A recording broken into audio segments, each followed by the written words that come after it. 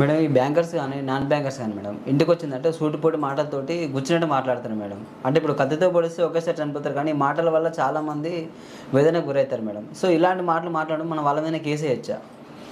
అదే మనకి పూర్వం ఒక సేయింగ్ ఉంది కదా, మేడం. కత్తికైనా పదునైంది మాట అని. అవును ఓకే, మేడం. అందుకే మాట్లాడేటప్పుడు ఆచితూచి మాట్లాడాలి. మనం ఒకసారి మాట్లాడింది వెనక్కి తీసుకోలేం కాబట్టి ఆలోచించి మాట్లాడమని. అయితే ఈ బ్యాంకర్స్ ఇదే టాక్టిక్ ఏంటి యూజ్ చేస్తున్నారు అని అంటే, వీళ్ళ సాఫ్ట్ ఏదైతే ఉందో దేన్ని టార్గెట్ చేస్తే వీళ్ళని హెరాస్ చేయగలము, మనం వీళ్ళ దగ్గర నుంచి డబ్బు ఎలా వసూలు చేయించుకోవడం, ఎలా చేసుకోవాలి అనే దాని మీద వాళ్ళని విపరీతంగా దుర్భాషలాడము, ఓకే, వాళ్ళ సెల్ఫ్ రెస్పెక్ట్ మీద కొట్టడము, ఇట్లాంటివన్నీ వాళ్ళు ఆయుధంగా చేసుకుంటున్నారు.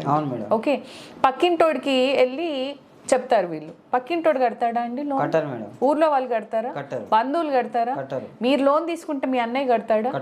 కట్టాడు కదా. మరి వీళ్ళు వాళ్ళందరికీ ఫోన్ చేసి చెప్పడం దేనికి? డిఫమేషన్ కాకపోతే డెఫినెట్ గా డిఫమేషన్ కేసు వేయొచ్చు, క్రిమినల్ డిఫమేషన్ వేయొచ్చు, సివిల్ డిఫమేషన్ వేయొచ్చు, డ్యామేజెస్ క్లెయిమ్ చేయొచ్చు.